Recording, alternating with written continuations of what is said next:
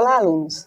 Hoje teremos a videoaula de número 1, que tem como título a perspectiva teórica para a análise das relações entre Estado, governo e mercado. Esta aula terá como objetivo principal conhecer, através da história, como se deu o surgimento do Estado. Importante, alunos, que para compreendermos as relações entre o Estado, o governo e o mercado que ocorreu no século passado, conheçamos como foi construída a história da relação entre as populações. A construção do pensamento político-social, ela se consolidou em duas correntes, nas quais nós veremos nesta aula. A primeira delas foi a corrente denominada como pensamento liberal. Essa corrente, ela aconteceu entre o século XVII e XVIII, e ela foi caracterizada como justnaturalismo. De acordo com o pensamento liberal, todos os indivíduos são iguais por natureza, igualmente portadores de direito natural. A vida em sociedade, ela não é um ambiente natural do homem, mas um artifício fundado em um contrato. Filósofos que defendiam essa corrente: Thomas Hobbes, John Locke, Charles Lewis e Jean-Jacques Rousseau. Todos os defensores dessa corrente alegavam que os indivíduos eram iguais por natureza e igualmente portadores de direitos naturais. Contudo, por segurança, a sociedade e por segurança de sua proteção, a humanidade abandona o pensamento liberal e passa a querer viver em sociedade. Então temos aqui, o fim dessa corrente filosófica. Entra então a segunda corrente filosófica da qual eu mencionei no início da aula, que é o pensamento marxista, que acontece por volta do final do século XIX e início do século XX. O pensamento marxista, ele é oposto ao liberalismo, E ele faz uma profunda crítica à sociedade e à economia capitalista. Ele é um pensamento mais preciso e gira em torno da teoria de Karl Marx.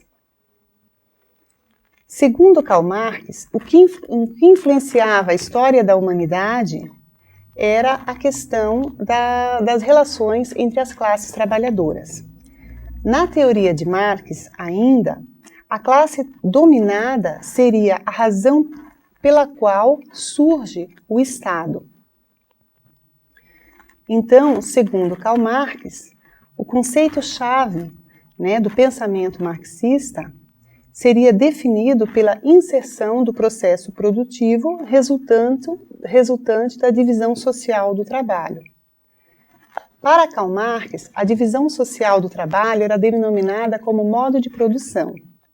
O modo de produção presente entre as classes sociais, em cada período da história, ele resulta da combinação de dois fatores, dos quais as forças produtivas, sendo essas forças produtivas o trabalho humano, os meios de produção, como a terra, as máquinas, os equipamentos, as tecnologias que eram empregadas para essa produção e ainda as relações de produção, que eram, assim, estabelecidas entre as diferentes classes sociais. O modo de produção capitalista propriamente dito, ele envolve as sociedades industriais, que nós temos até hoje no nosso próprio país, no nosso Brasil, sendo a burguesia e o proletariado. Então, a burguesia, uma classe proprietária de todos os meios de produção, e o proletariado, dono apenas da força de trabalho. Então, nesse sistema, os trabalhadores, formalmente livres, vendem voluntariamente a sua força de trabalho para a indústria de burgueses e, em troca, recebem salários. Marx ainda mostra em sua obra que a igualdade formal entre burgueses e proletários perante o Estado e no mercado estaria a mascarar o fato da dominação, a exploração do proletariado e a dominação da classe burguesa.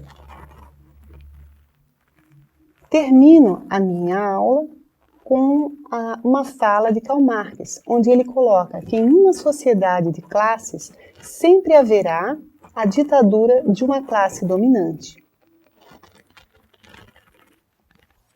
Para Marx, todo governo em uma sociedade de classes será sempre uma ditadura de classe dominante, enquanto que no capitalismo se viverá uma ditadura de burguesia, no socialismo haverá uma ditadura de proletariado.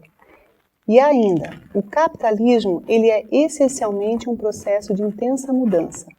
Na ausência de mudanças, a sociedade capitalista ela não existirá mais.